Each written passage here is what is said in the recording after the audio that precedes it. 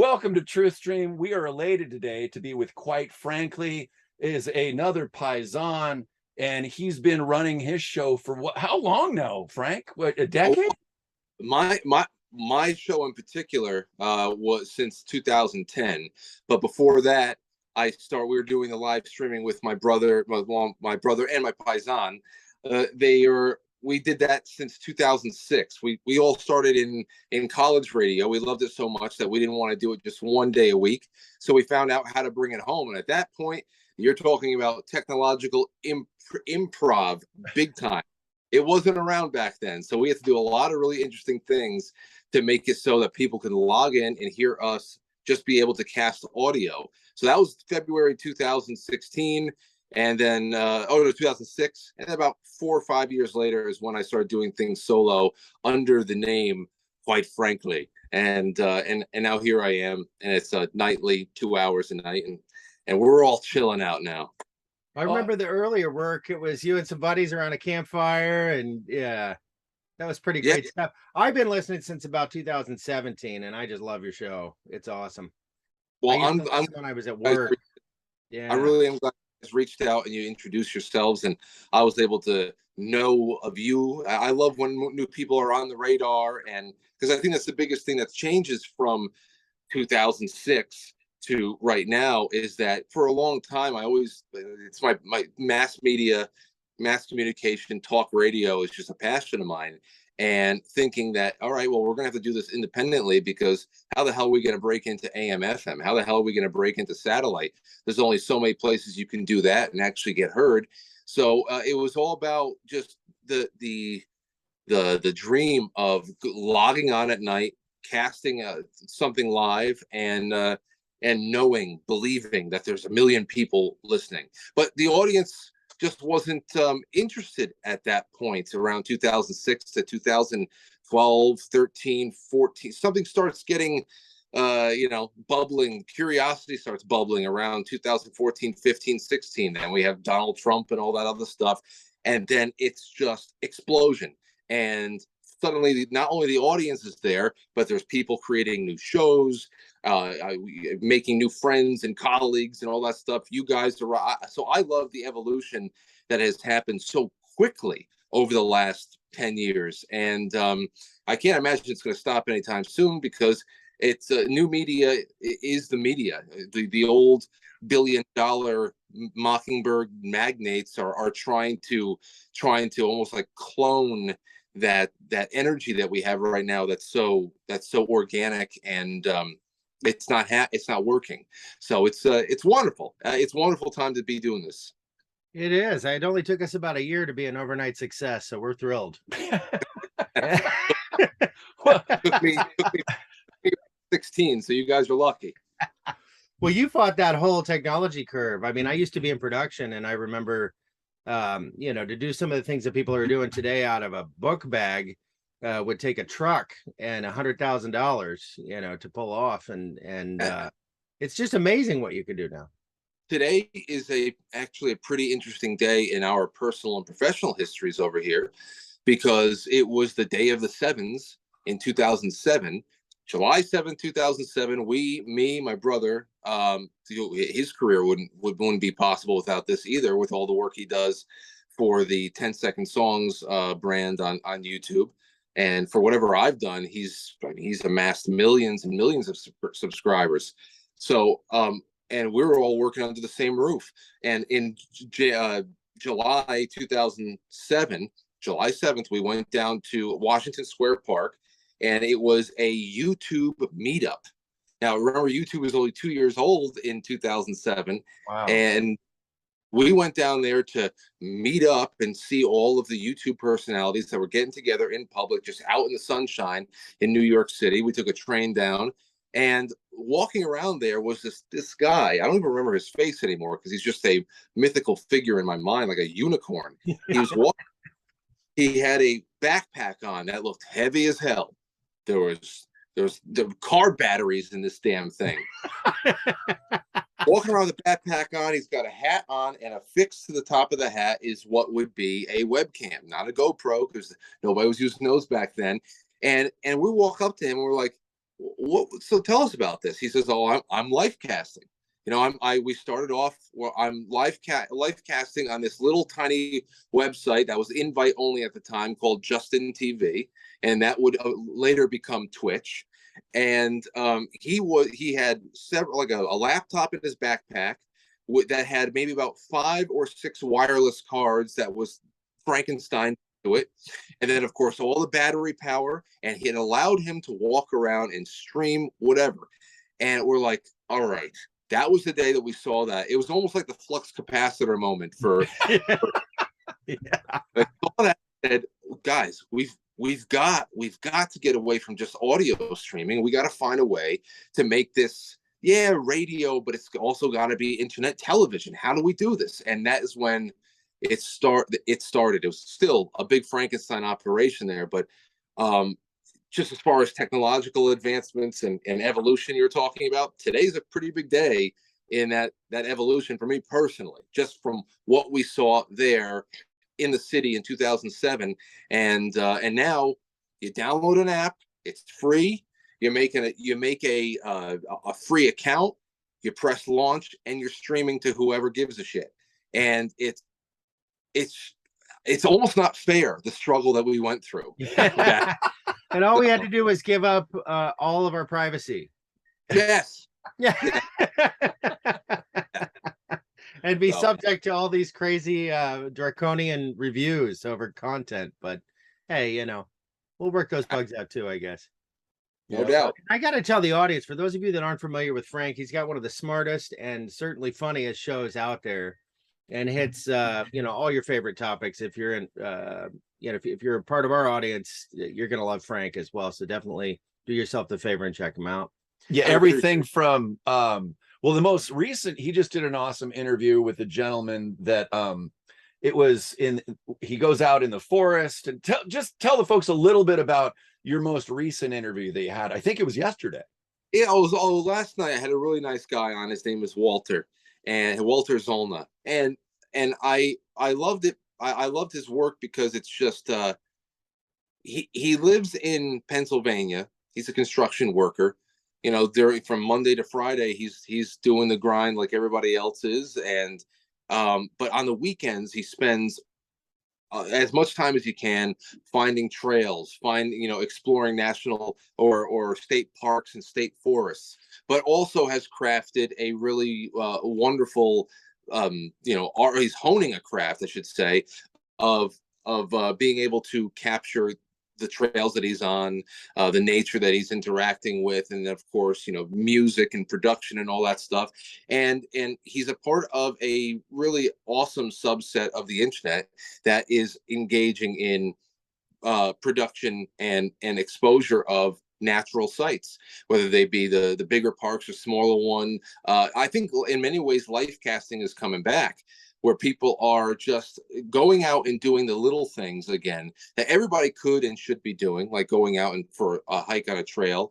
But this time, just using all this wonderful consumer grade technology that's available to us to bring out and show off the beauty that's just really all around us. So as far as Walter's presence goes, he's still a very small channel, but I think it's really indicative of where the internet really does put an emphasis on the good side of life and the good side of humanity, and it doesn't always have to be all doom and gloom and de-occulting the media. And right. It's a really, I like having those break nights to just space out with something a little bit more primal and positive. But he did run into, this is where I was going, he ran into some signs about some woke trails, right? Some people that don't want to be on the same trail as I ran. I gotta see this. Okay. I ran into that. I was there in Oregon, so it's more closer to you guys. Okay, yeah. Okay. It was covered on the Gateway Pundit, I believe. It was this group called Unlikely. The hell they called Unlikely Hikers, and of course it's a bunch of race obsessed, identity obsessed Marxists who got together, and they're just like, I want to create we have to create alternative hiking paths to ensure that people like us have a minimal chance of encountering prejudice while we're hiking. Like, all right, so you think about how somebody can sabotage themselves from having a really wholesome experience before they even leave the damn house. That, well, I had to ask Walter, who, you know, he stays away from politics, but I had to ask him, you know, because he organizes meetups with people on these trails in Pennsylvania. How often do you encounter Klan members or anything along the way? And he's like, no, it's not. Members, they're everywhere out there. I personally, over here in New York, I trip over Klan members on the way into my studio. They're usually just like sleeping on the sidewalk all over the place. They're a nuisance. Yeah. I don't know if you guys remember, I brought it up last night too. I think it was a couple of years ago at NPR. They made they put out something that was trying to bring attention to the racist roots of bird watching, that we have to diversify. Yes, I remember that article. Yeah, well, if you read some of the names, they're actually changing the names of the birds because those names are just too racist. Yeah, or they were made by white guys that are just obviously need to be erased. No, now the birds are going to have identity problems. How are they ever gonna? They keep talking about you know, washing out history and all that stuff. Well, what are birds going to think now about all the birds that are being born from here on out? Are they really going to know who they are? You know, I mean, do I lay eggs? Do I not lay eggs? Can I get pregnant? of our time, unfortunately. Whoever's sitting on the eggs, that's kind of a form of oppression, really, when you think about it. Right. I mean, you spend your whole day sitting on an egg while the men can go out and just get, you know, impregnate more birds. Why can they go there and do that? The women should be able to go out there and just, you know, screw whatever bird they want and then abort their eggs. And that's wrong.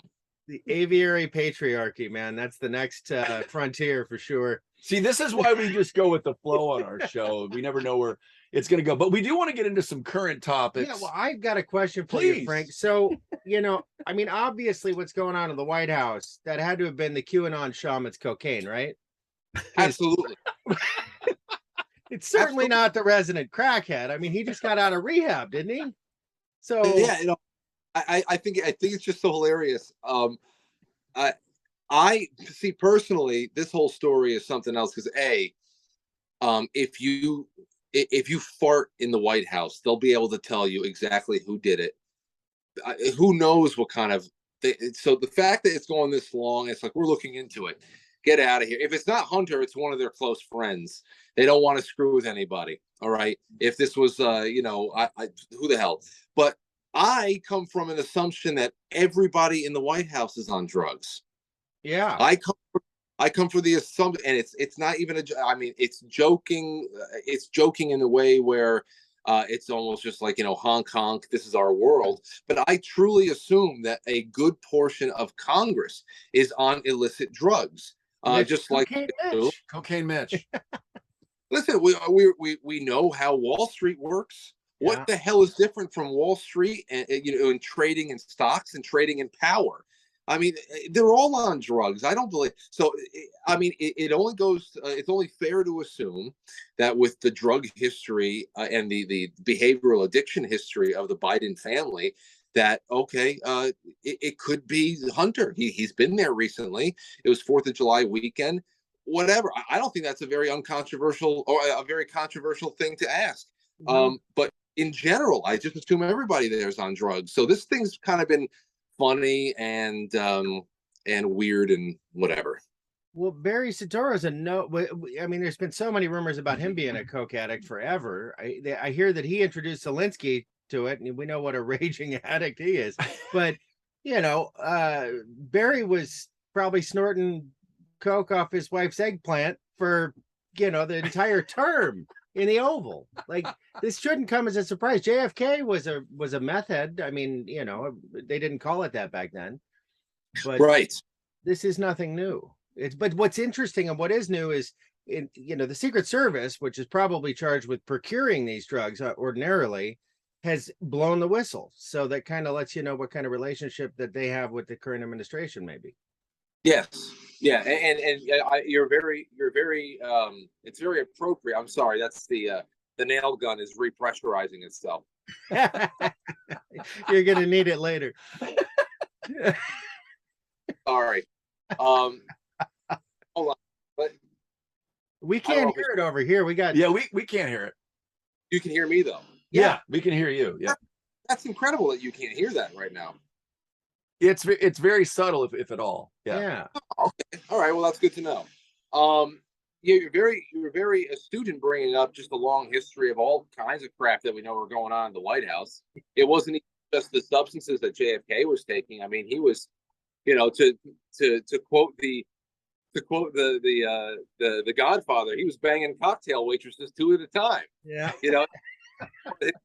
It's just, you had Lyndon Johnson I don't know how many people he's flashed in the House. That goes right to the 90s. God knows. The Franklin scandal. Yeah. I mean, the Franklin scandal made its way all the way to the Bush White House. That's just you're talking about naked boys running around the White House that they're talking about here. As far as a bag of cocaine in a locker room, that's why I laugh at the outrage and the seriousness of it all. At most, what are we going to get? We're going to get another Hunter Biden punchline. Nobody's going to do anything about it. And considering the stuff that goes on in the White House for generations now, a bag of cocaine is child's play. Somebody made the joke with what was it with the Clintons? It was blowjobs in the White House, but with Biden, it's blow and no jobs. Right. Right. And I'm pretty sure the Clintons got up to some pretty wicked stuff well beyond the scope of a bag of cocaine. But yes, they weren't just stealing the china. It was the U-Haul furniture. There's so much there, but you guys are right. Yeah, that's the big story of the week. That and what else? What else has been going on? Well, there's a bunch of robots. Apparently, a panel of robots just told the UN that they could do a better job running the world than humans. So, Skynet is born. Did it make any suggestions as to what they're doing wrong and what it can do better? At this point, I'm convinced they're right. They could certainly do a better job than what's happening right now. Than the current folks in there. Yeah, I mean, what do we got to lose? when the robots told this to the UN, though, did they make any specific statements about what they would do better? I kind of skimmed the article. I haven't really delved in. Delved into the whole thing. It came across my Telegram early this morning. This is the first time hearing about it. So. Yeah, I just thought that's just the kind of article you would expect. Yeah.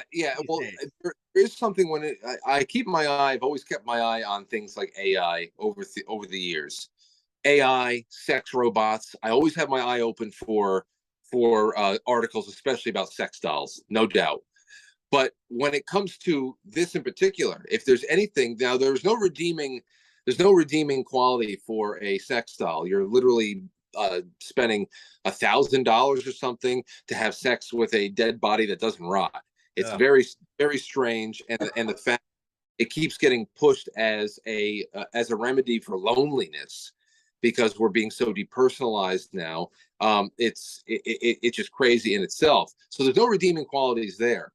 AI, though, I've been really trying to search for some white pill moments there, and the ones that keep coming up for me is the fact that there's going to get to a point where the AI is not going to be able to follow along with the nonlinear logic of progressives, the people who think that through digital means they'll be able to continue to tinker with a humanity that needs to be re-engineered in some way.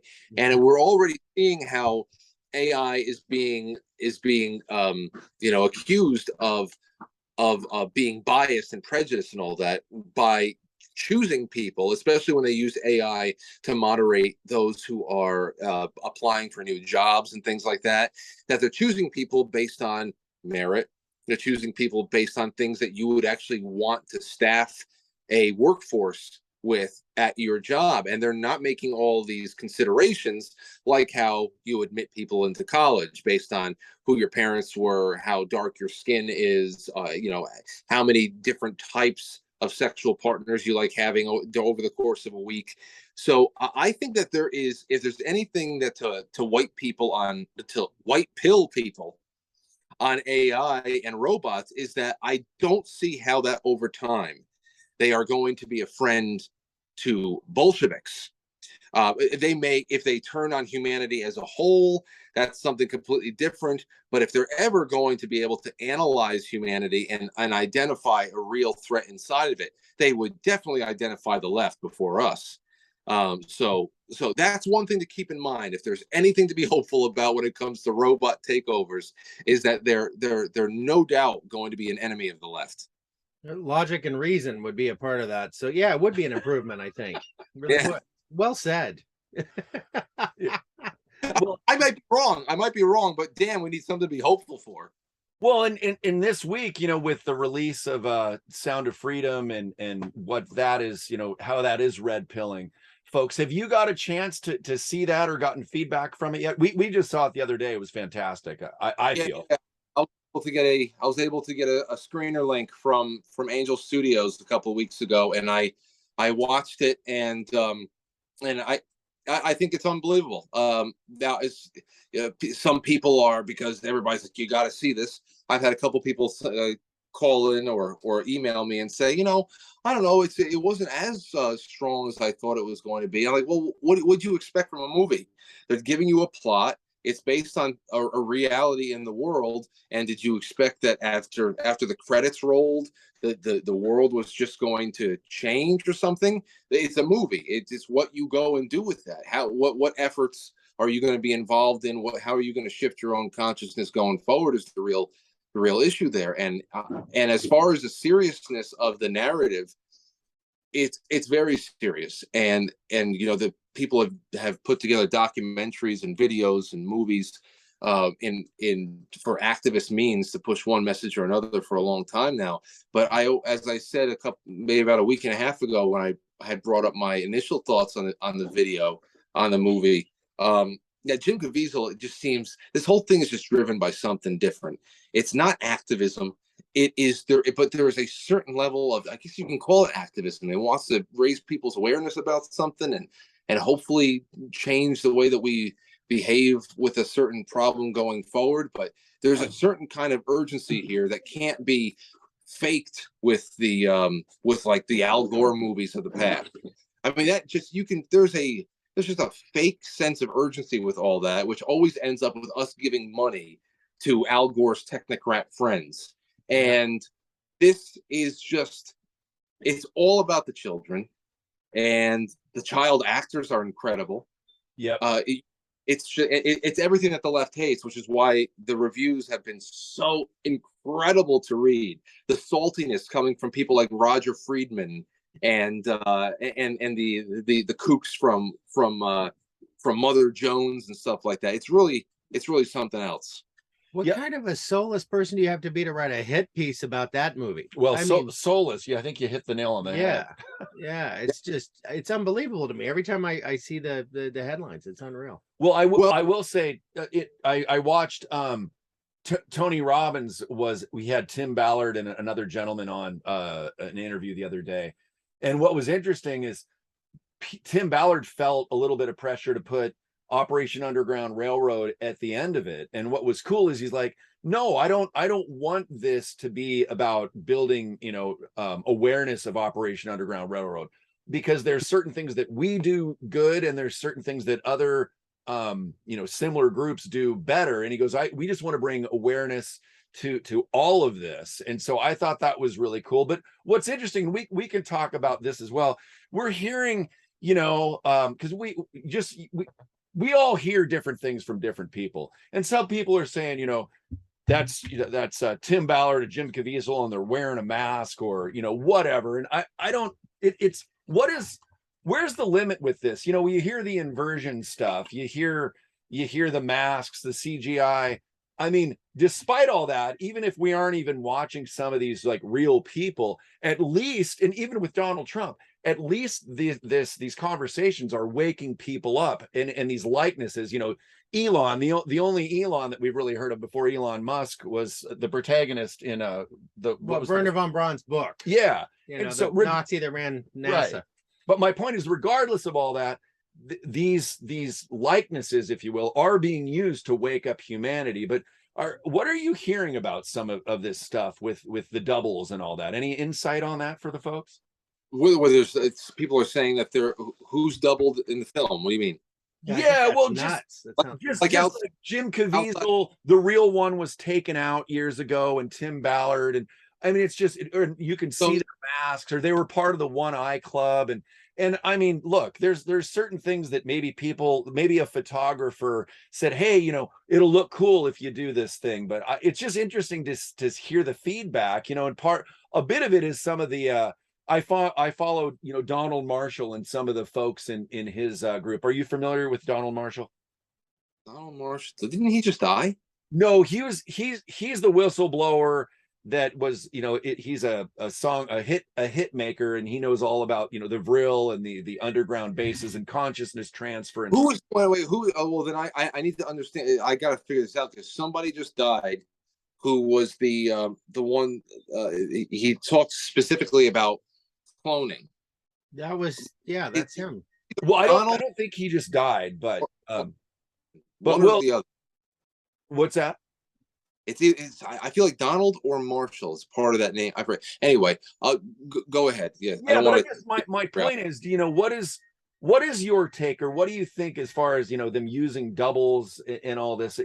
Some of the stuff we hear with the inversion stuff from Hollywood, it sounds like it's to make, you know, some of the whistleblowers, you know, seem ridiculous, or, you know, because if you're saying everybody in Hollywood's inverted, I mean, I don't know, there's got to be some women that were born women that slept with some of these, you know, rock stars or movie stars that know that their twigs and berries were authentic. So, but I guess my point is, what do you think about all of this inversion, this stuff that we hear? You know, is it just to make us look crazy? Do you think there's some you know, some realness to it, some truth to it? You know, you've been doing this longer than we have. I think that I definitely think that there's a lot of truth to it. But then again, yeah, there's the extreme, and some people, and the people who really go running down the everybody's wearing a mask rabbit holes, and like this is all there is, where everybody is somebody else, and everybody who presents them as one way is another. Those are usually people who have, you know, up until 4 years ago, were still watching A&E every night for their entertainment, and now they're just drinking from the fire hose. And they're just drowning. They're drowning in things that people like you and I and others have spent 25 more years, you know, watching, listening to, entertaining certain theories, seeing other things pop up that kind of take the knees out of another theory, modifying your view, just sitting back, observing, reading, being, you know, it's just people see a TikTok video and their life changes every day because they just go to the next place. And that is a major sign of astroturfing and psyops from internal sources, central intelligence. And then there are just people who operate on their own. They see that they are inspired to do this stuff. They think they chase every rabbit hole they can. They learn how to put together some videos for consumption on Telegram and TikTok, and it just becomes so convoluted that it becomes harder and harder to talk to anybody, even people who you think are on your side. If you then have an opinion that differs, like, for example, if I have an opinion that differs with some people in my audience, I'm sure that somebody out there thinks I'm shilling for someone. I've been called a crypto Jew because I'm secretly working for the Mossad. And then, of course, if I'm too hard on Mossad and we go into Zionism and people like Barbara Lerner and the Kalergi plan or anything like that, if I go too hard there, then I'm an anti-Semite.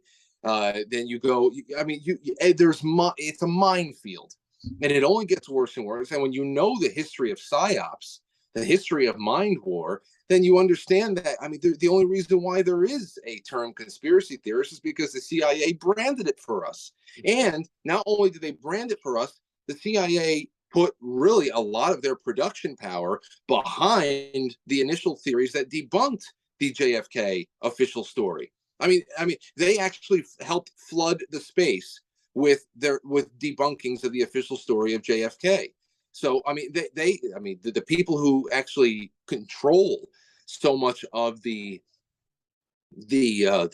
surface world that we inhabit every day, they understand the value of making sure that everybody is at different levels of you know, I don't know, intellectual pursuits. I don't really, you know, I'm just saying this from a, I don't know.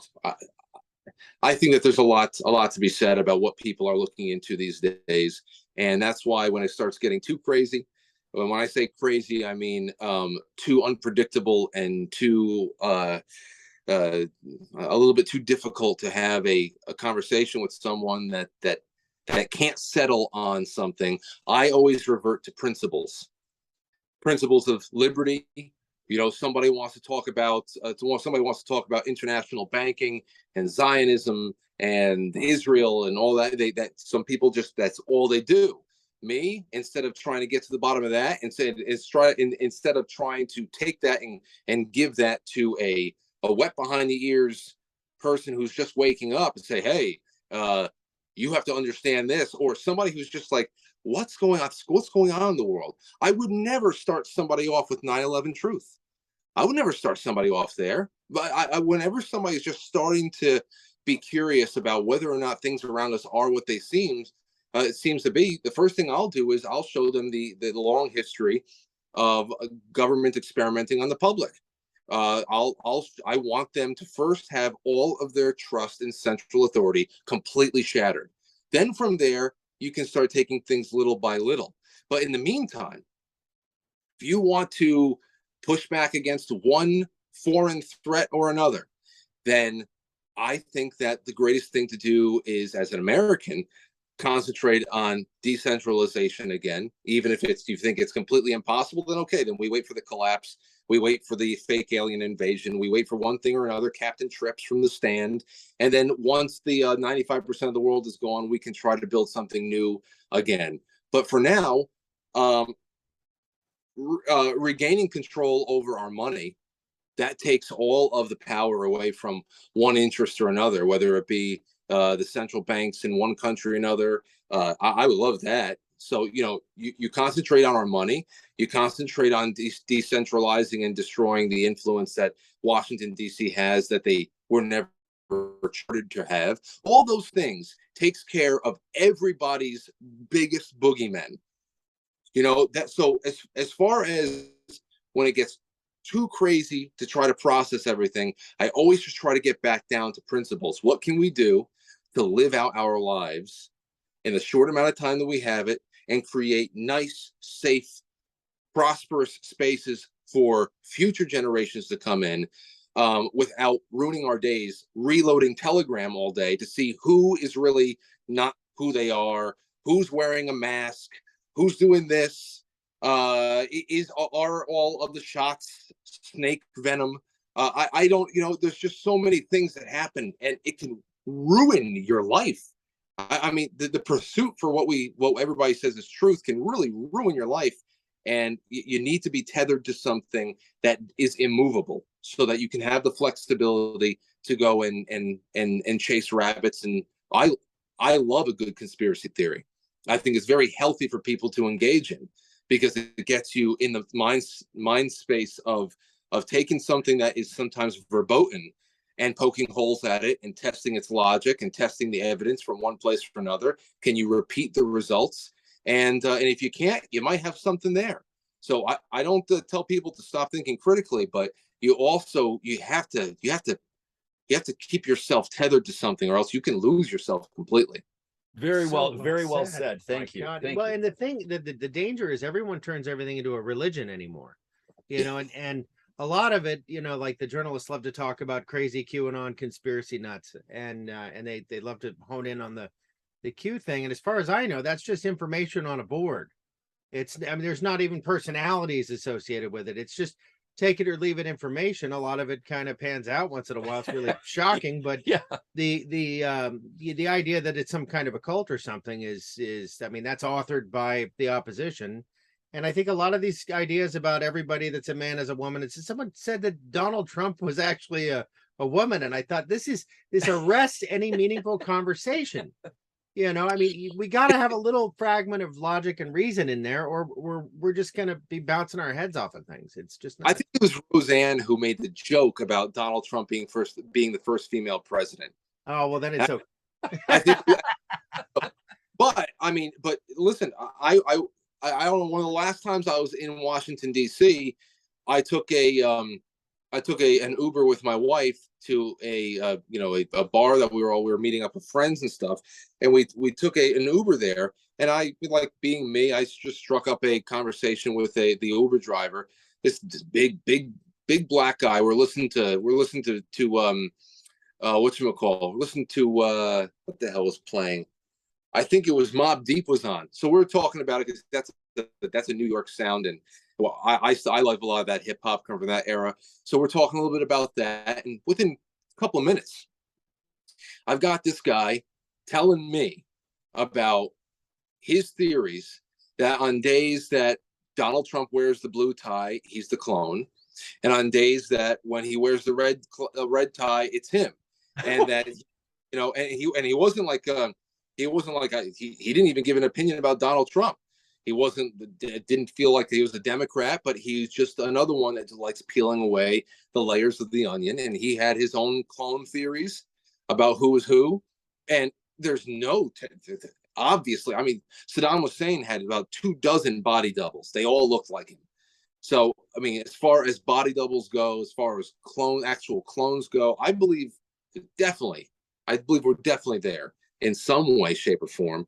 I just don't know why, people say, well, the Joe Biden clone is, I said, well, why would you roll that one out?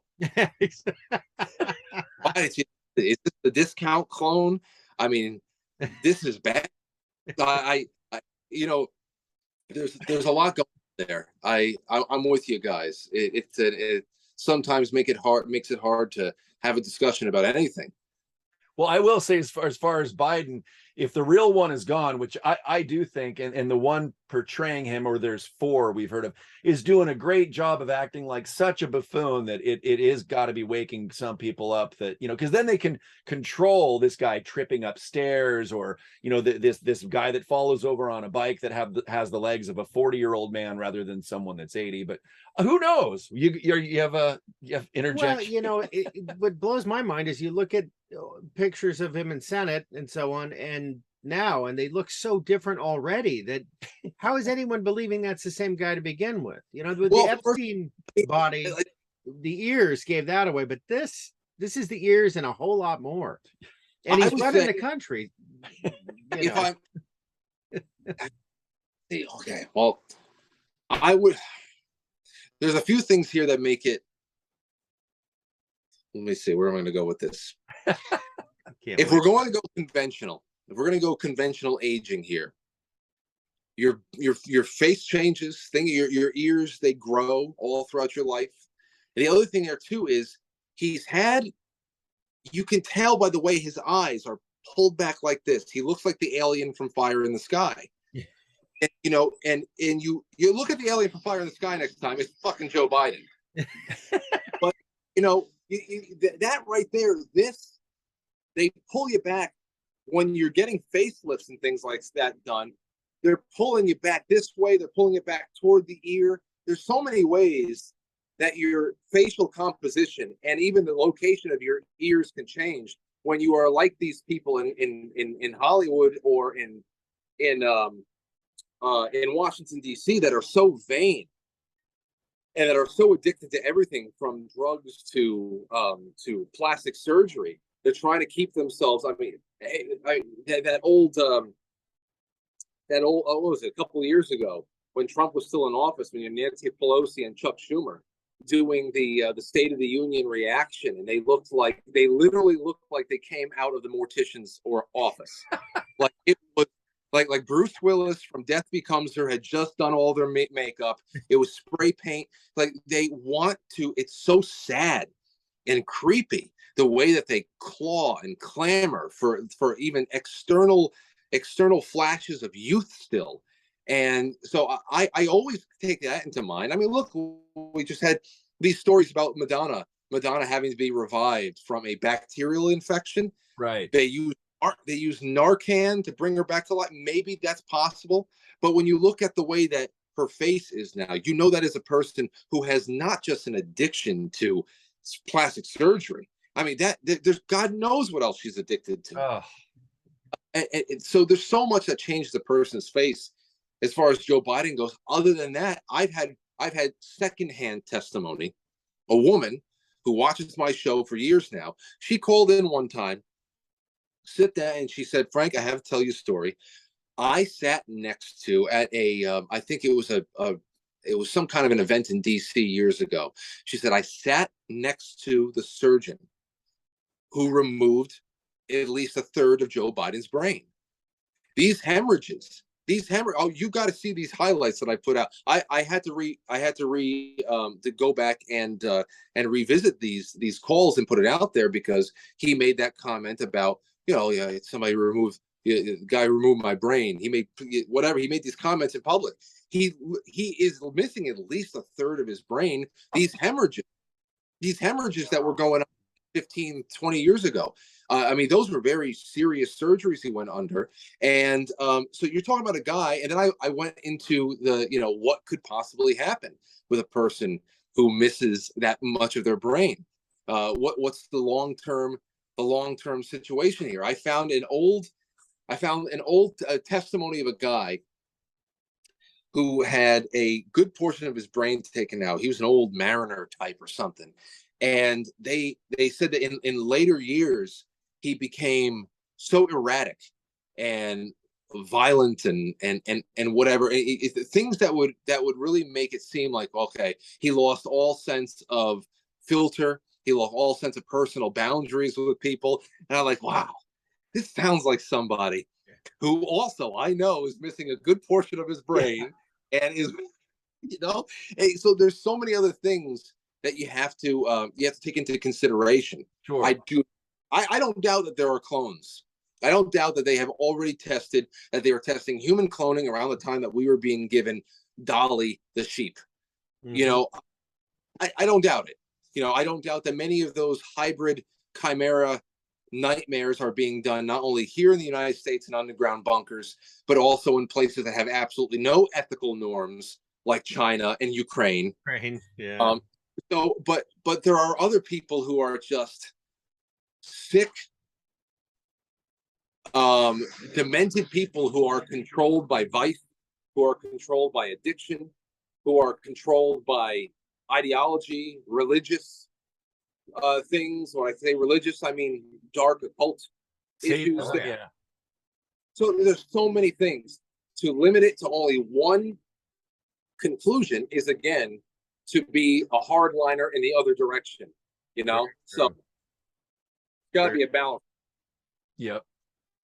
Well, I know we only have you for a short time. Is there any something else you want to make sure you ask? God, so many things. I know we could have you on for hours. If we're already close to the end, I don't know if I want to introduce another topic. President Tapioca. Well, now that I'm on the spot, I'm not exactly sure. Any more current news? Well, there's so much of it. What about the CIA released these documents about us living in a simulation? They've been releasing an awful lot of strange material.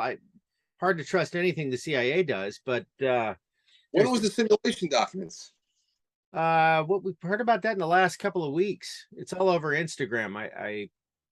I was hesitant to bring it up because I don't know the exact specifics. I've seen the the snapshots of the white papers and so on. Interesting. I don't think I was aware of that one. Yeah, but this I did a simulation theory evening, I think about a week or two ago, to go back around to that, and I forget what the impetus for it was, but it was this guy, this Oxford philosopher, that had really started thinking about. He did a lot on simulation theory over the last however many decades. The whole point was that, we were talking about, there was an article that came out that said about all the top 10 things that are going to be technological realities in the next few years. And it was talking about the immersiveness of AI and virtual environments. And what the simulation theory, at least the one that I entertained a lot, was not necessarily whether or not this was all just a dream from the beginning, or this all was a computer program that from the beginning, because I don't know about that. We're all too autonomous. If this is a program for me that's running and it's my experience of it, I don't believe that I can split my personality enough to impose autonomy on you guys and have that, like in a dream, when we're in a dream state, we know that we are really ascribing traits to everybody in our dream because we are the controller of the dream. So it's one thing to say, okay, well, if this is always a computer simulation, then who's the programmer and who created him? It always goes back to creation for me, as it is for most people. But the real question to ask about simulation is that once the ability to create an environment or environments for human beings becomes so immersive that you seriously cannot delineate between what is the outside world and what is the simulation, then at that point, once that technology has been created, then how do we know if right now you and I, is this 20 years ago, or is this 20 years? How do we know? Because the only way that this would be prevented is if we don't pursue these technologies, which we always pursue things that we're not supposed to. And it's like, I made the flux capacitor joke about time travel earlier on in our time together today. I always thought that if we're looking at time travel from a linear perspective, that whole, okay, well, if I shoot Hitler, will I prevent World War II kind of a thing? Or if I, something happens to my grandfather, do I disappear in the Polaroid? Well, if we look at time travel from that linear perspective, then I always figured that the moment that either the technology is conceived of that will actually work, or the moment that the last screw is put into place and the time machine is completed, then everything is going to blow up. Yeah. Eventually, somebody's going to use it wrong. Eventually, somebody's going to use it wrong. It's the idea. If it's ever invented, it will have always existed, right? The time machine. That's what simulation thinks about. If we know ourselves to go and dabble with forces that we should not and pursue things that we should not, then it's one thing to go and resurrect some dinosaurs. We're so swept up in whether or not we could that we never asked ourselves if we should. Jeff Goldblum from Jurassic. It's one thing to go and resurrect a woolly mammoth. It's another thing to immerse us to create an immersion tool that can completely wipe away our ability to detect whether or not we're actually in reality. And then, of course, we usher in the Matrix. And how do we know? And that's why I asked the audience that night, and I'll ask you guys now. I brought up the movie Inception for that evening, and I asked them, I said, in the Inception, they had the object, they had the totem. Everybody had a physical object that was personalized to them that they would be able to test whether or not it was a dream or not. For Leonardo DiCaprio, it was the spinning top. If the spinning top never fell down, he knew he was in the dream. I asked people, what is your totem? How do you guys right now, how would you guys test right now if whether or not we are in a simulation or in a dream right now? What would you be your totem? Damn, that's a really tricky one. And it reminds me that I really ought to have one. I don't think that I do.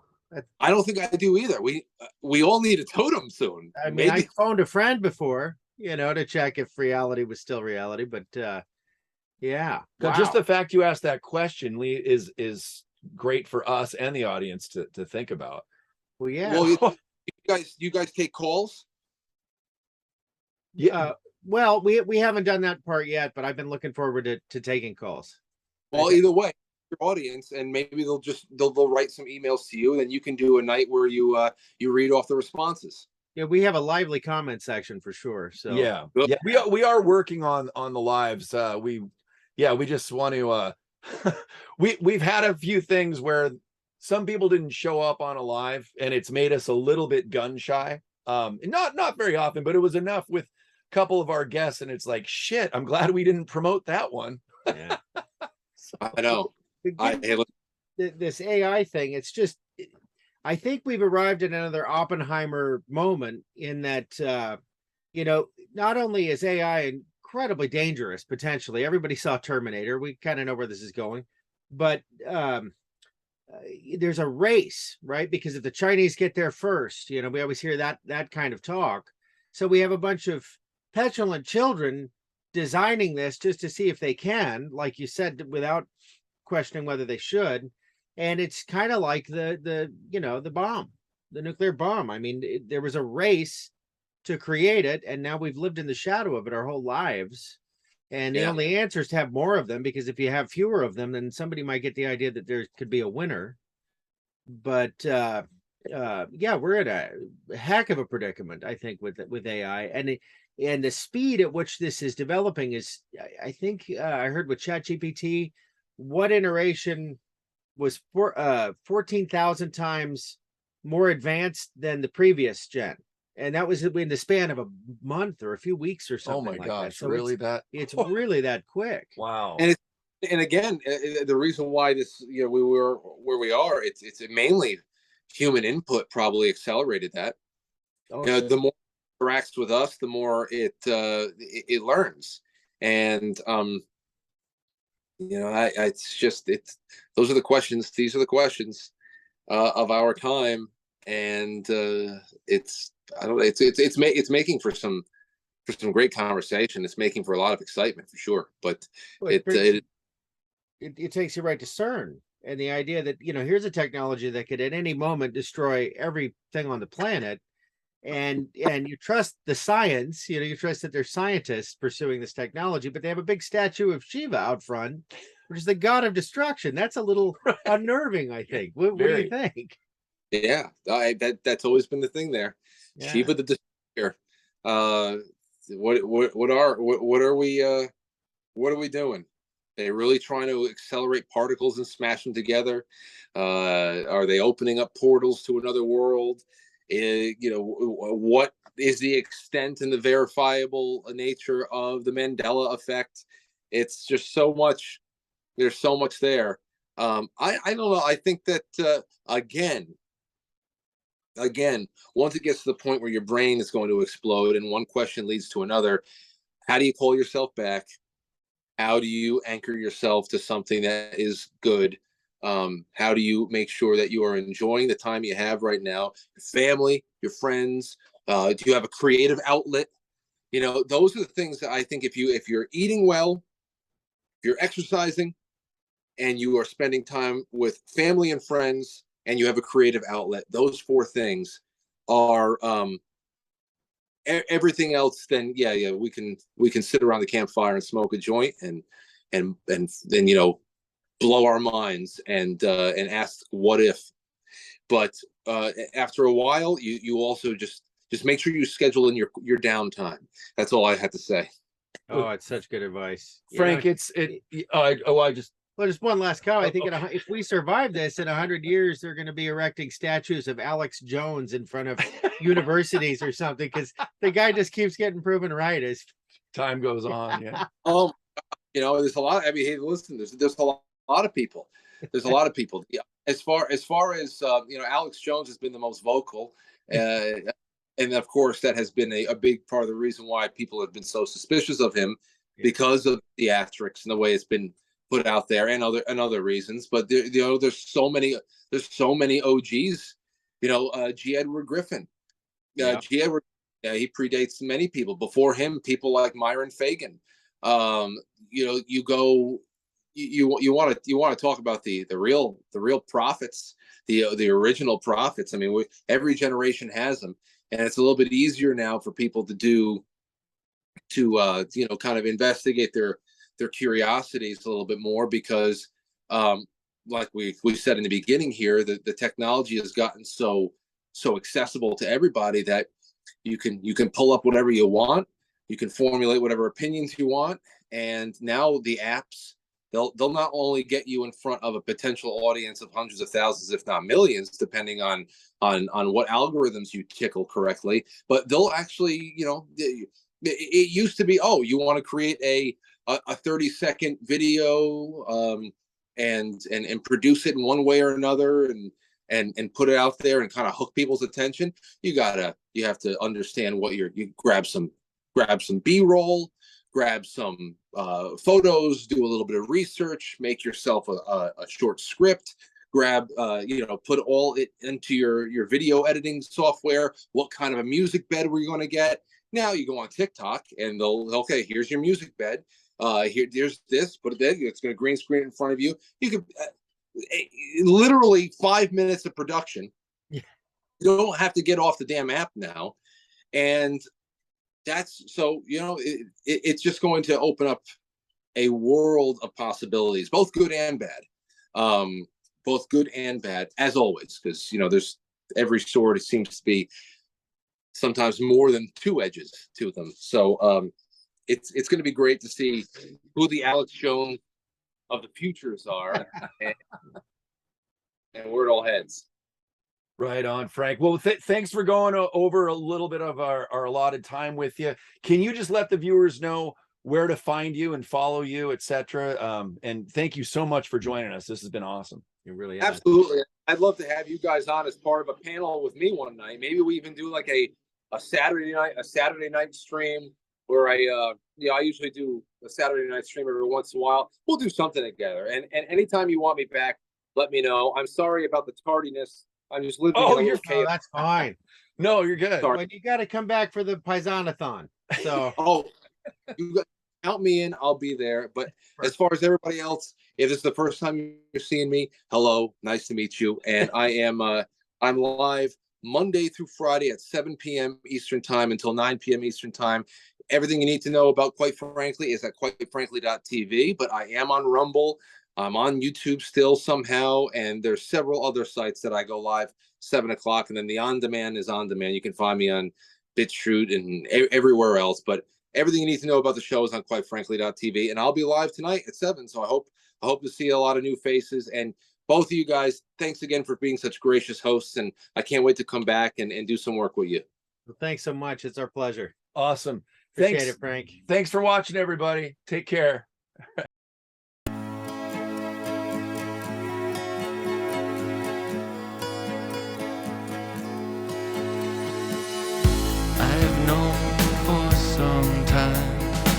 Something about the world ain't right. The darkness lives in plain sight, in the ether. Just